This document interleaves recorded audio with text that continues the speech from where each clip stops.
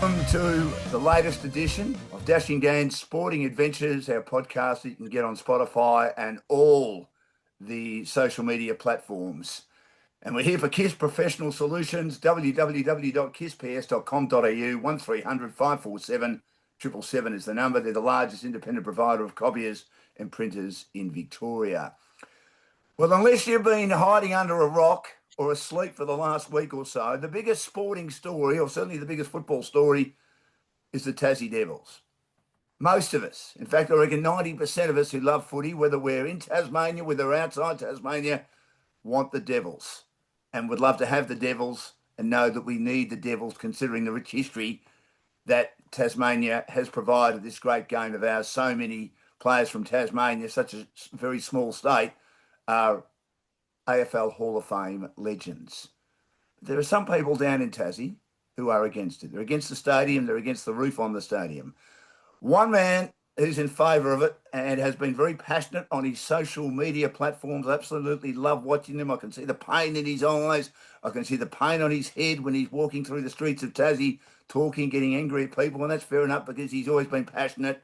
A fellow I've caught a lot of sport with over the years, the great David Lithgow, now one of the stars at SEN in Tasmania. They call him Flash after the Lithgow Flash, of course, Marjorie Jackson, the 1948 Olympic gold medalist. Flash, welcome to the program. Great to have you with us. Hi, Dan. Thanks for having me, mate.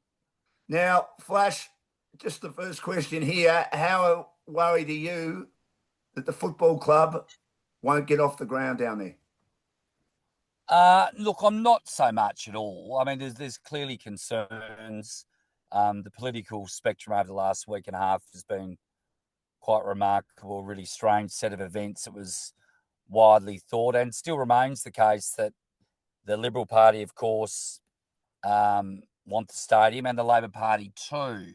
And we're only a couple of weeks out from a Legislative Council sitting, which will effectively get the second part of it all ticked off. And look, the strong indications are that will and what would have most likely happened. So for the Labor Party to flip this on its head and go for the throat, so to speak, of Jeremy Rockcliffe has been amazing. It's something I'll never understand, I don't think.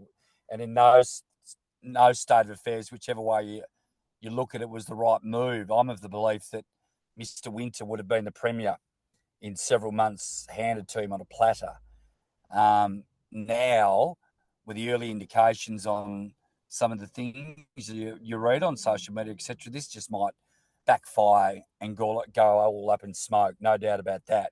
So you've got a situation where election will probably be called for over the next few days, but I don't see a scenario where anybody wins on their own merits again. And so whichever way you look at it, the Labor Party have come out and said without question there is no way in the world that they will be dropping the stadium. The team, they see it as the most viable, important thing that's happened here since Mona.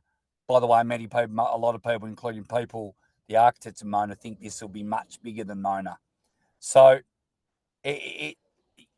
my close people around here, the Brent Costellos who works with me on SEN, Chris Strobottom, my pal from ABC, that first 24 hours, they said it's over.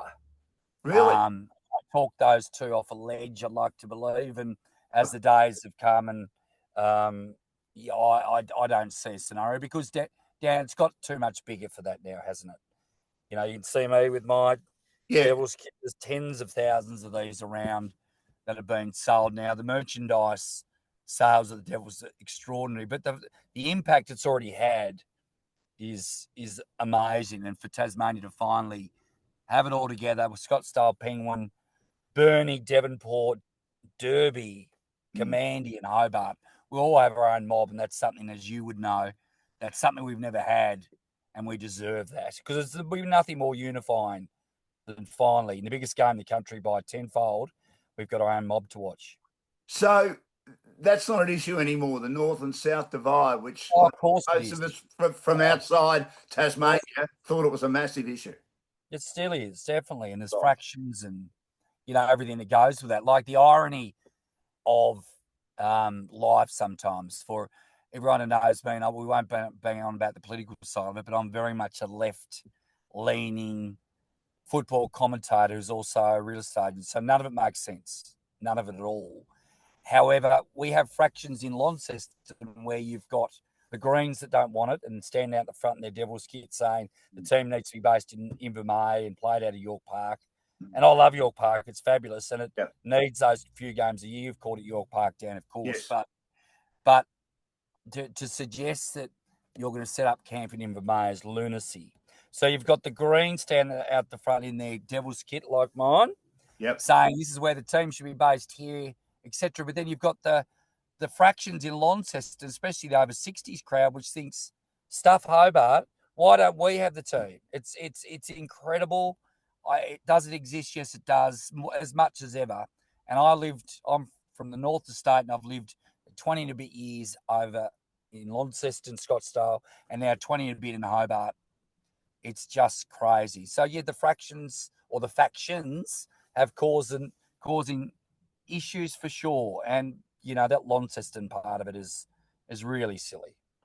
Jeff Harris is a former journalist and PR expert who looked after the Formula One in Melbourne for many, many years. He's a friend of mine. I caught up with him for coffee last week, and he's a Tasmanian. And he reckons that the best solution to try and appease the North and South divide is to put the stadium halfway between, which would be Oatlands, somewhere like that. Farmland. Well, look, those comments have been made previously. Obviously, they're a little bit tongue-in-cheek in a sense. But no, it is there. But the thing is, we can have our cake and eat it too. And if the Hawks do it right, they're not going to want to ban Tasmania completely. Why would they? No. They've got 15,000 members in Launceston, Greater North alone. Yeah. So they're going to want to keep something going there. So there's a 2-game Hawks model in for sure. Imagine Hawks Tasmania rivalry, how good that could be right off the bat. Who's your biggest rivalry? Hawthorn. I didn't come up with that idea, by the way. Someone just told me 18 months ago on the social. I thought, you're right. And so a couple of Hawks games in Launceston, 2 to 3 Tassie games. I mean, you could even have 2 Hawks games plus Hawks Tassie with Hawks getting the gate. Because don't worry, the bloody Hawks fans up there, they won't turn to Tassie. There'll be heaps, like, of those paying members out of all, they will be the ones that won't turn over and barrack for the Devils. So organically, those fans are there. So that you have one home game. It won't be able to have it every year, of course. That's not how draws work, but definitely every 2 out of every 3. And then you have a couple of Devils games and a couple Hawks games that don't involve Tassie. Well, there's your 5 games. Yeah. You've got 8 in Hobart. Perfect model. And, of course, we know how good it will be for cricket. I mean, they're going to iron through these issues with shadows, etc. But you've caught a lot of cricket, Dan. I've caught a lot of cricket. Shadowing, these things are pretty common part of cricket. Look, they will work it out. They're not the priority, though, of course. But imagine Mitchell Owen's performance in front of 23,000 down here. Bell Reef's fine. It's a fine little cricket ground. It's never been a footy ground. Don't worry about today. It's actually never been. Should never have had AFL football there. It's got as much footy soul as my old shoes, which I go through once every 7 months because I walk the wrong way. There is like that real, but it's real talk. Bell Reef has never felt like a footy ground. No, it hasn't. And now it's archaic. It's lunacy, and it's just around the corner from my house. It'd be great if it was. Yeah, it's just not the answer. So we will move on, Dan. It's really frustrating, but look, again, the Liberal Party and the Labor Party both want this. So if there was no roof, would it not be such a big issue and create much controversy? I mean, the AFL, and I've done a lot of work on this in the lead up to talking to you, Flash, and David Lithgow is my guest, well-known sports commentator in Tasmania, talking about the Tassie Devils, which will happen, but whether the roof on the stadium happens at Salamanca Place is the big issue. Do they need the roof? I mean, at the end of the day, is the roof there because they're worried about the weather? They're worried about the climate? I'll just turn my camera here in Macquarie Street, Dan, Right. and we've now dropped a few degrees and it's coming down with rain. Look, is it overblown how cold Tassie is and all those things? Victorians have always poked fun at Tasmanians for having bad weather, and I just have laughed at that whole concept. Yeah. It is raining today. It's the second driest capital in the country. Does it get cold? Yes, it does. Is it colder than Bendigo and Ballarat? Hell no. Of course No. it's not. Not Ballarat. So, yeah, look, there's those arguments. However, the facility, having had that as an alternative, it'd be magnificent. And the fact that, all your sports, you could have the Jack Jumpers, if they played a final there, they get 20 there for sure. Yeah. So it's all those little added things, the luxury of, having the option of the biggest artists around the world playing here. 2,000 seat or just under 2,000 seat conference centre. It'll be a magnificent facility. I'm in Macquarie Street now, and we're literally, I would say, 1.1 k's down the road. At the end of this street is where it will be. Traffic, will that be an issue? Yep, a little bit, but not drastically at all. We're in the middle of dark mofo down here. There's 20,000 plus a night down here, just down the road. Right. No problem. I've been to 2 of the nights. I've driven back home in the wet to Belrive across the bridge in 13 minutes. It's overblown, the whole traffic thing, the congestion thing. It's a narrative formed by people that don't want it. And there's a lot of people that think they want the team, but they don't want the stadium. Well, I asked those people, do you want to play at Queenborough? Do you want to go to KG5 or Oatlands, as your dear friend has suggested? Well, of course you don't, because none of the facilities are any good and great history, all those things. North Hobart, well, that's a footy ground down, as you know. It's a beauty, but they'll need to do a lot of work there, David. Well, it's a ripper. It's just not. That is a footy ground. That does have footy soul, but in spades. But that's obviously not the answer. The answer is just down the road here. Yeah, it will happen. It needs to happen, and it's going to service our boys and girls and older boys and girls, as well, Dan. Let's not forget the side of the 68, 69. I've got my mother. I'll give you my mother-in-law example, and she loves the sport. Her mum back in the day was an ardent Tassie fan, but obviously we never had a team. She was a Hobart fan. She, as in my mother-in-law Fran, once this happened, she won't be able to take her eyes off it. And this is some of the unifying stuff that doesn't get talked about. It's for the kids, obviously, aspirational. Finally, we'll have our own heroes, all those types of things in the men's and women's game, of course, which is so important to talk about. But it's actually giving people, older Tasmanians, whatever age group that is, an opportunity to finally hold on to something really tangible that we've never had. And we saw it with the Jack Jumpers. As a 50-50 basketball footy person, it was incredible. But this is that on steroids. And I don't actually think most people realise how big this is going to be. It's not... It has stuff down here that it's just really hard to put a finger on it. And it's so organic, and the communities will finally be able to put their arms around each other.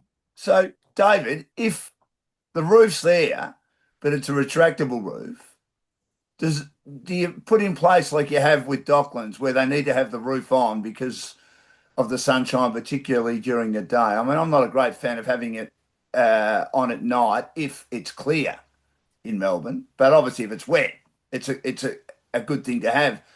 If you have the retractable roof, but you don't have it on for football and also for cricket, is that going to help get it over the line? It's there, and you just use it for events like maybe concerts, and as you say, for the Jack Jumpers, which has become a whirlwind down in Tassie. And congratulations to you and everyone for what they've done to promote it, for your commentary of it. And we know how successful they've become. They've galvanised the state, as you've also said. So just have the roof there, but only use it when you have to use it.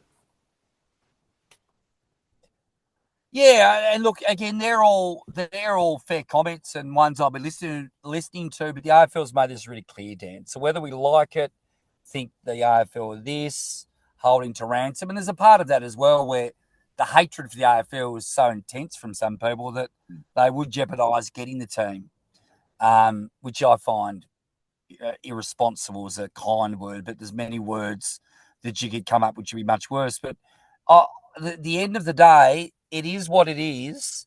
That is what's been told they need, so that is what we need to do. You can argue it till you're blue and black in the face, but it's not going to change anything. I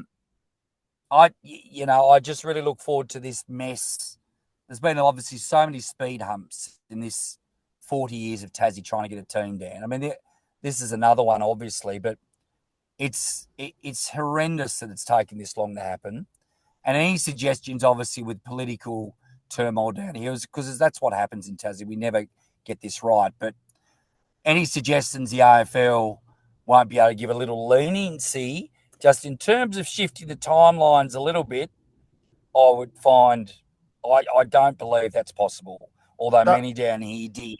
And you've got to remember, the AFL, for example, they've got their own turmoils. They've had to move Laura Kane into a different, position, rightly or wrongly. I sort of tend to think she's been made a bit of a scapegoat in many cases, but that's for another day. But regardless of that, the AFL have had to shift their timelines. We've all got moving parts politically. That was the AFL's example of recent times. Well, Tassie have got their own, but the major parties both want it. They're both on record saying they'll go down with the sword. That's a good starting point, I reckon. it is. It is. Now, just in regard to the team, with the election, it obviously puts back the next phase of ratifying the stadium if the election goes ahead, which we think it will be in July. Yep. The team will still go ahead, we think, in 2028. Brendan Gale has virtually conceded. I heard a great interview he did on 360 last week with Gary Lyon and Jared Waitley that they may have to play at Bellerive, or will have to play at Bellerive and at York Park, which they might have to make changes to. So 2028 for the team, and then a couple of years later, the stadium. I mean, if the team starts in 2028, all Tasmanians will accept that, whether the stadium's ready to go or not, won't they? Or most will. Yeah, they will. Yeah, that's right. Most definitely will. And obviously, Launceston will be the centrepiece for 28, and I would suggest 29. They will incorporate some games down here, Yep. but they'll try to keep it to a minimal because, look, I mean, because you've been there, but anyone that thinks Bellerive is close to an option they just don't understand, sadly. So my preference would be to be having a good bulk up there, 8 or 9, 2 or 3 down here. Yeah. You said so. This is the great thing about Launceston. That the entry point. This is where the north-south thing. We'll touch on that just briefly again. Is ludicrous. Launceston's going to be able to kick this thing off. It'll be magnificent. And then, because there's people in the south will think, oh, bugger Launceston, they should have any games. We're the capital. Play them all down here. Well, neither are true. There has to be a mix. And Launceston will get a magnificent opportunity to set the tone. But does that mean the team should be based there? Well, of course they shouldn't be. Well, why don't you put a game in Burnie then and a game in Devonport? They're great Maybe. areas. Well, it wouldn't be Devonport, but maybe it's Penguin, the new facility down there, which is magnificent. Yeah. Kingston down here, could they just get some temporary stands in maybe and actually sort of set something up for a little bit? I mean, Bellerive is there. I imagine they'll just play it there. So which is fine, but only on the short term. It's just not helping anything. What could you do at North Hobart? Have a game there. I mean, I've been there. It's an amphitheatre. People are standing around. It's a bit like, obviously, a cycling track on the outside, and you've got this magnificent little venue on the inside. It's a wonderful amphitheatre. As you said, I've called State Football League Grand Finals with the great Peter Newlands at the ABC years ago. Could you have one game there? I mean, because of the history of that ground in football. Well, that unlike Bellerive, it has all of that plus some, in terms of you walk into there and it is an incredible footy feel, such history and the North Hobart Footy Club and all that thing. But the facility it's like if you went back and played at Port Melbourne. I mean, I love walking in Port Melbourne, Yeah. but it's the answer's a very quick no. It's not close to an option. The size of the ground makes it a problem. They obviously tried to do it 30 years ago. There was three options, wasn't there? There was redevelop North Hobart. Well, there was two options really, but then there was the TCA option, which at the time was an outstanding alternative. Yep. Belrive wasn't even an option. It literally, because the Hobart City Councils back in the day, Glenorchy City Council, they said, nah, we're not doing it. And Dennis Rogers at the time had got himself into power, obviously in the, Cricket Australia chairman, of course. That played along with it. And then suddenly, that first time you knew that Belrive was looked upon as the footy option was that 1993 state game, Tassie versus Queensland. I was a little kid. And I remember at the time thinking, I said to Dad, why are we not at North Hobart? I'll never ever forget it. I was a little kid because they tried to manufacture something that just wasn't there. There was no soul. There was no footy feel. And now it's an archaic figure that is just not up to scratch. You can't even have banners and cheerleaders behind the goals. It is just, and in terms of the media, I've called probably 400 days of sport there down the last 15 years. Behind the goals, aren't you, David? You're behind certainly the ABC, when I called there, you're behind the goals at one end. As you know, cricket is a game you can call at ends. It's not a game you can call side on, I don't think anyway. And football's a game you need to be probably side on or at least half forward or half back, depending on which end the teams are kicking. It's not a game you can call behind the goals with the players running at you when you can't see the numbers, even though you probably should know them at that level. Yeah, that's right. Well, it's actually now, you're actually effectively just above ground level.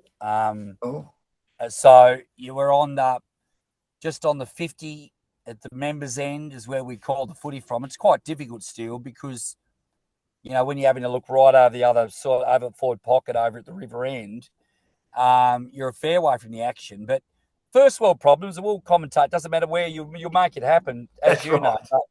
But it's one of a myriad of problems that are just littered through it all. And I do look forward to moving on with these conversations because it's got to happen.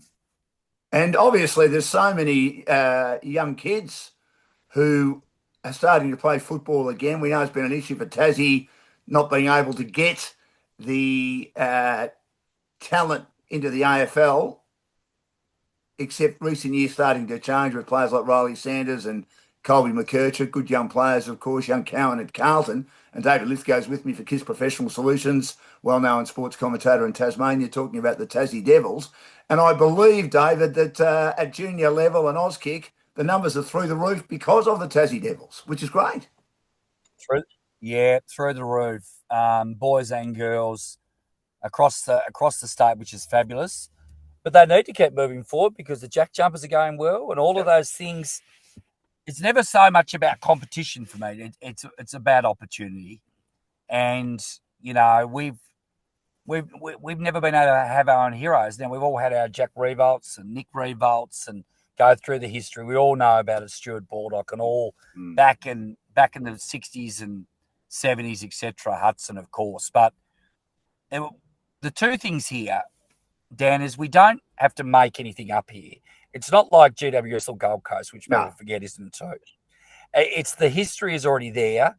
Now it's just about the opportunity of having our own mob here, which we should have had decades ago. There should be an inquiry on why that never happened. So for those people trying to think Tassie getting too cute here and, just move them on, or just have a long think about it because we've had to wait a long time.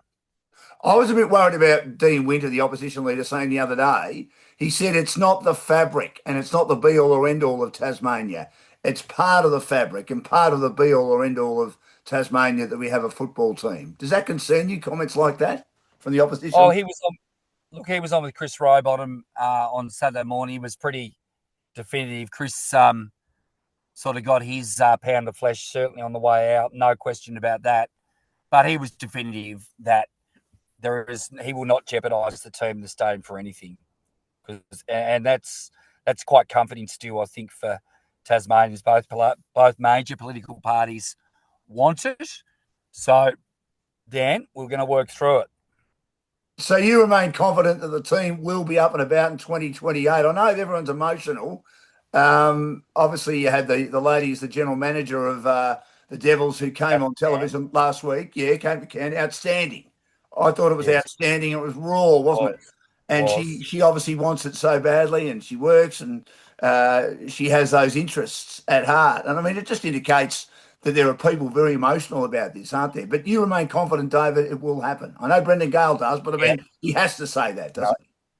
No, I do. And again, it's come too far now. The tent poles have very much gone in, despite the fact that the stadium, hasn't got much further than where we are. Just down the road here again, there's a big patch of dirt, but we're very close. I commend Jeremy Rockcliffe, he's put his whole political lifeblood on this, and he will go down with the ship with it. I have full respect for that. He still might be the premier the way it's headed. I mean, we will see. Again, it's good that both major parties are still all chips in. It's unneeded, Dan. We shouldn't be having this. It's a waste of taxpayers' money. All of those things. Liberal Party have made blues. There is a decent debt down here. It's all true, but none of this is going to stop the avalanche. The Devils are coming, and it's going to be very exciting. It will be one of the greatest things that ever happened here in Tasmania, and it will be galvanising.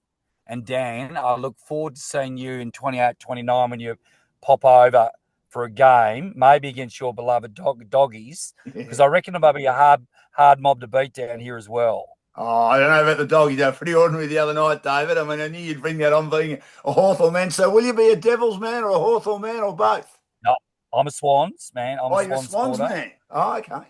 Yes, I am. No, look, and a passionate one at that. But I'd suspect that there'll be always a lot of Swans in me, although being beaten by 200 points in the last couple of grand finals hasn't helped. No. And never forget the Dogs when it was the worst umpiring display in a game. Yeah, okay. But you still lost. However, you still lost the game.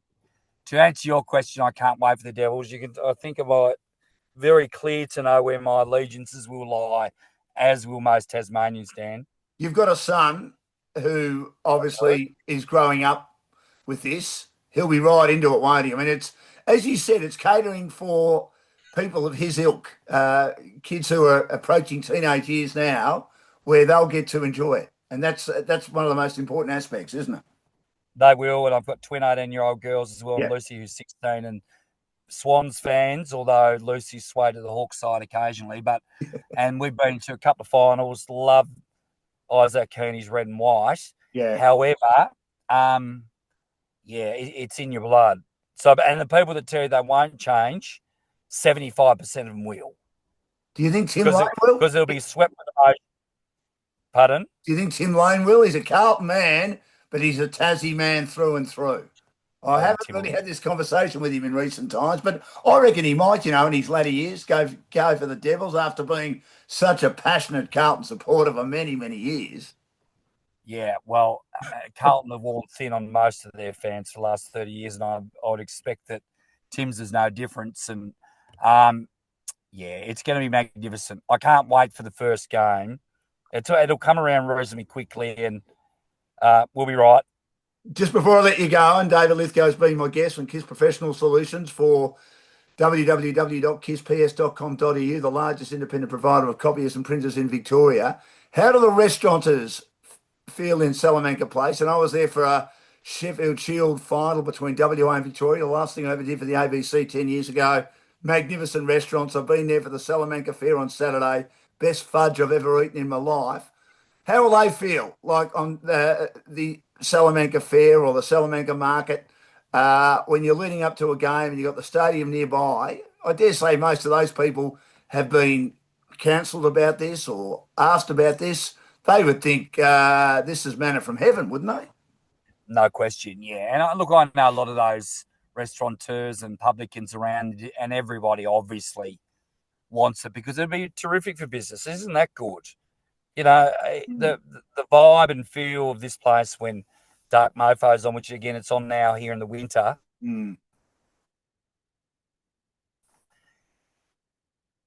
Have we lost David? Is magic. That's not necessarily at the Winter Feast, but yeah, it'll be extremely exciting boon of confidence for the local businesses, and that's only ever a good thing, despite some people try to argue that point. And before I let you go, and I really appreciate your time, let's ask probably a more important question. We know the stadium's important. Who should coach them? Who should be the initial coach? Look, obviously Buckley reports have been strong lately. I had no reservations initially. Chris Scott has been mentioned on a few occasions. John Longmire has been mentioned. All those sort of guys are the type of guys, especially Scott and Longmire, because they've coached in sort of out of town, out of Melbourne, you know, foreign mobs, if you like. So they would bring a lot to the table, but it'd be a sought-after job. Everyone would want it. People would pretend that they... Again, I'm not suggesting they're going to be Richmond or Collingwood or Essendon or Carlton, but they will straight away be close to the next tier because you will have people on the mainland from around the world who will just barrack for the Devils. Yeah, they will. They will just, like my Green Bay Packers, which I barracked for my whole life, same thing, small town in Wisconsin. But then like Pittsburgh Steelers, they a smaller town which has so much heart and courage and passion. That's why, Dan, ending all this was just not an option. You can't do it to us. And I take it you've been a great advocate of it. I mean, do you talk about it on your show, your Bricky show with Tim Payne on SEN every single morning? Look, I've got a new program starting in 3 weeks, which is very exciting. I'll be on my own for the first time. But yeah, absolutely we do. And Payne talks to Brent Costello, and the conversations are rife. It's an important topic, you know, and it's really important that finally the cards fall our way, and I think they will. In fact, I'm certain they will. David, great to catch up. Really appreciate your time. I love your Facebook comments. That's why I got you on. I've seen a couple of them, and you've looked very stressed in the last week or so. I know what you're like. I've known you for a long time. You're as passionate as any man I know as a sports broadcaster. Keep up the good work. We can't wait for Tassie to be down there.